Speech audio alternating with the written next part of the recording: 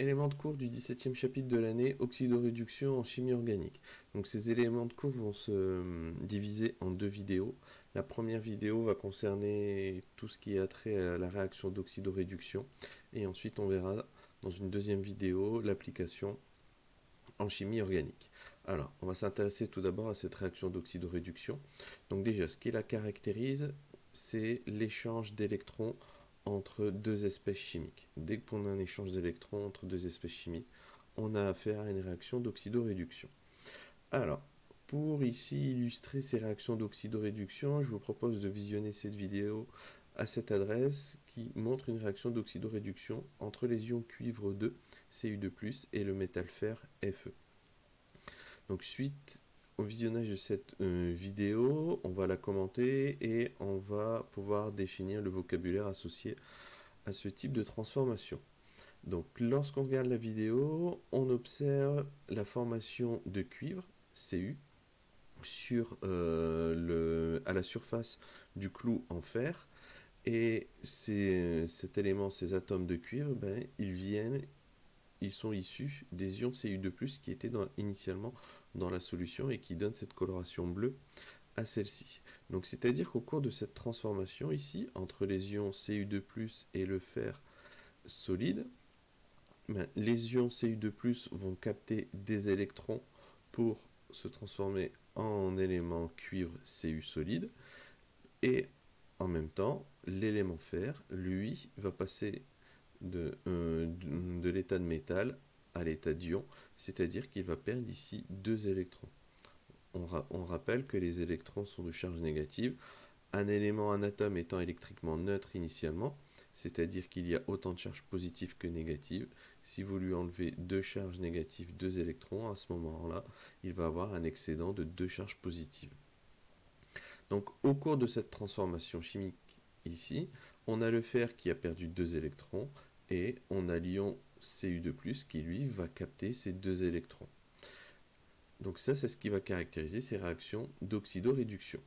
Donc vous voyez cette transformation qui est là, en fin de compte, elle se fait en deux étapes. Tout d'abord, première étape, l'élément fer va perdre ses électrons. Donc cette réaction, on appelle ça proprement dit une oxydation, le fait de perdre des électrons. Et dans un deuxième temps, ces électrons, même si dans la réalité ça se fait en même temps, mais nous on va le décomposer en deux étapes distinctes, dans un deuxième temps, on va avoir ces électrons qui vont être captés par ici les ions Cu2+, pour former le métal cuivre.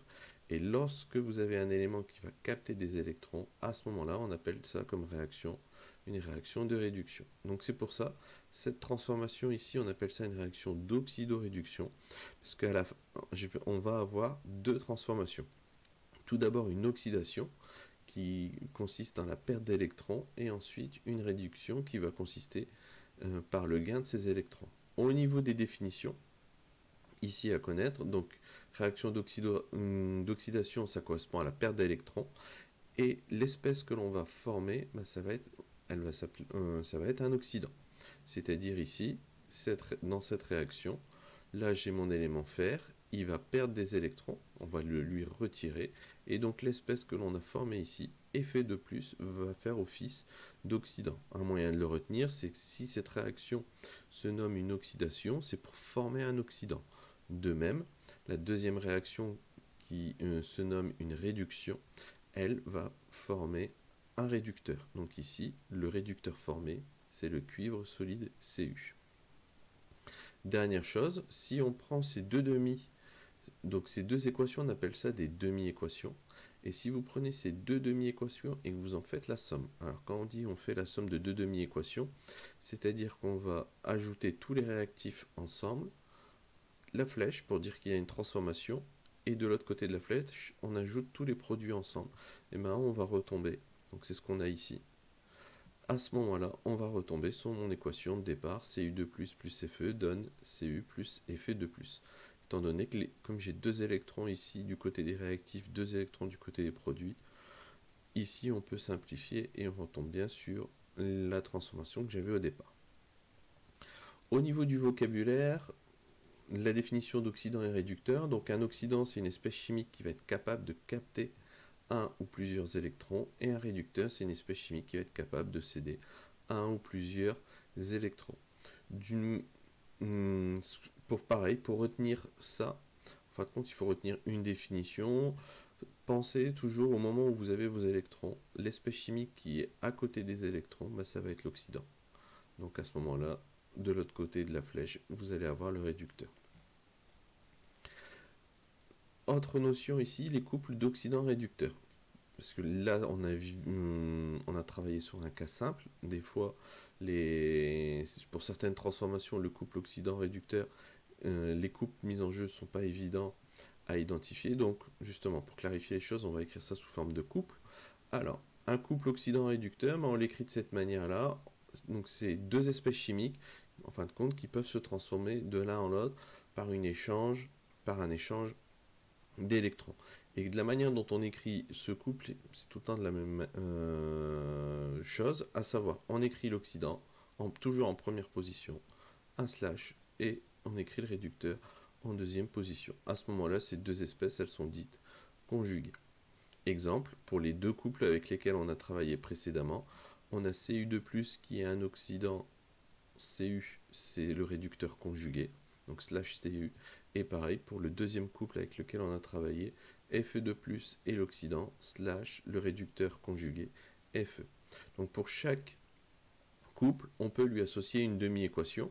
Alors on peut l'écrire dans les deux sens, c'est-à-dire oxydant plus un certain nombre d'électrons donne le réducteur, ou on peut écrire réducteur donne oxydant plus un certain nombre d'électrons. L'impératif étant toujours d'avoir l'oxydant à côté des électrons. Donc ici, le petit n, ici, ça représente le nombre d'électrons qui va être gagné ou perdu. Exemple, si je prends mes deux couples avec lesquels j'ai travaillé, les deux demi-équations associées, ça va être Cu2+, donc l'oxydant, plus 2 électrons donne Cu, et là on respecte l'électroneutralité pour équilibrer cette équation, ainsi que la conservation des éléments, et pareil pour la deuxième demi-équation, Fe2+, plus 2 électrons donne Fe. L'avantage cette année, en terminale ST2S, c'est que ces demi-équations seront toujours données. Alors, comment on fait pour écrire une réaction d'oxydo-réduction à partir des deux demi-équations? Tout d'abord, il faudra faire la somme d'une demi-réaction d'oxydation et une demi-réaction de réduction pour avoir la réaction d'oxydo-réduction. Et la règle importante, c'est qu'il faut que dans ces deux demi-réactions, il y ait le même nombre d'électrons qui vont être échangés.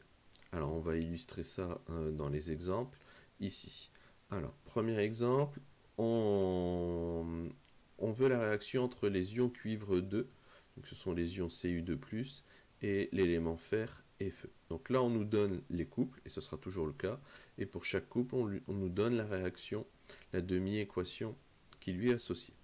Alors, première étape, en fin de compte, on va prendre la demi-équation et l'écrire dans le bon sens. Ce qu'on entend par l'écrire dans le bon sens, c'est-à-dire on va mettre toujours les réactifs à gauche du signe ici égal.